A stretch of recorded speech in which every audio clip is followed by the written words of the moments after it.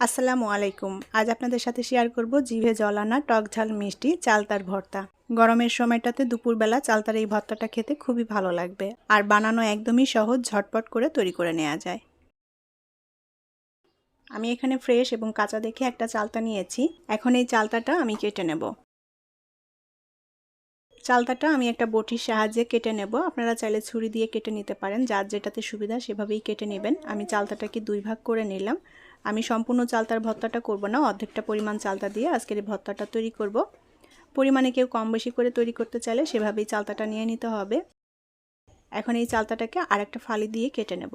এখন এই চালতার ভেতরের যে নরম অংশটা, এই অংশটা ফেলে দেব। এটা খাওয়া যাবে না, এটা ফেলে দিতে হবে। এটাকে কেটে ফেলে দেব। এখন এই চালতাটাকে আমি লম্বা ফালি করে কেটে নেব। এটা আপনাদের পছন্দ মতো করে কেটে নিতে পারেন। আর যে ময়লা অংশগুলো আছে চালতার ভেতরে, এই লাল লাল কালো কালো যে দাগগুলো আছে, এগুলোকে একটু ফেলে দিয়ে পরিষ্কার করে নিতে হবে।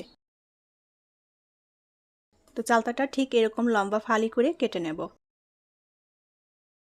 আমি অর্ধেকটা পরিমাণ চালতা এরকম লম্বা ফালি করে কেটে নিয়েছি। এখন এই চালতাটা আমি খুব ভালোভাবে ধুয়ে পরিষ্কার করে নেব। চালতার ভিতরে যে ময়লাগুলো আছে ভালোভাবে পরিষ্কার করে নিতে হবে।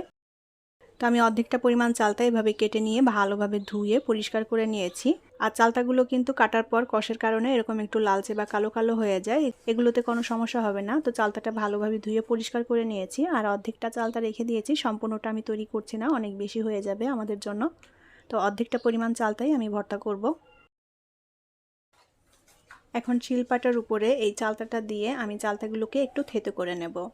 আর চালতা ভর্তাটা এভাবে শিলপাটে থেতো করে নিলে খেতে ভালো লাগবে। তবে হাতের কাছে হামানদিস্তা থাকলেও কিন্তু এভাবে হামানদিস্তা দিয়ে থেতো করে নিতে পারেন, তবে শিলপাটা দিয়ে থেতো করলে বেশি ভালো লাগবে।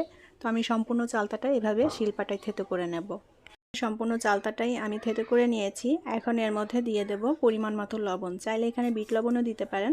আর দিয়ে দেবো হাফ চা চামচের মতো টালা জিরার গুঁড়া। জিরার গুঁড়া দিলে খুবই সুন্দর একটা ফ্লেভার আসে, খেতেও ভালো লাগে। হাফ চা চামচ দিয়ে দেবো চিলি ফ্লেক্স। শুকনো মরিচটা টেলে তারপরে গুঁড়ো করে নিয়েছি। আর দিয়ে দেবো 2 চা চামচ পরিমাণ চিনি। যেহেতু এখানে টক ঝাল মিষ্টি তৈরি করব, তার জন্য চিনিটা দিয়ে দিলাম। আর চিনি দিলে খেতে ভালো লাগবে, তবে চিনির পরিবর্তে গুড় দিয়েও কিন্তু তৈরি করা যায়। এখন চালতার সাথে সব কিছু ভালোভাবে মেখে নেব। এখানে চাইলে কিন্তু কাসুন্দিও ব্যবহার করা যায়, আবার চাইলে ধনিয়া পাতাও অ্যাড করতে পারেন, তবে আমি এখন কাসুন্দি বা ধনিয়া পাতা কোনোটাই এর মধ্যে দিব না। তো সব কিছু ভালোভাবে মেখে নিয়েছি। এখন এর মধ্যে কিছুটা তেঁতুল দিয়ে দেব।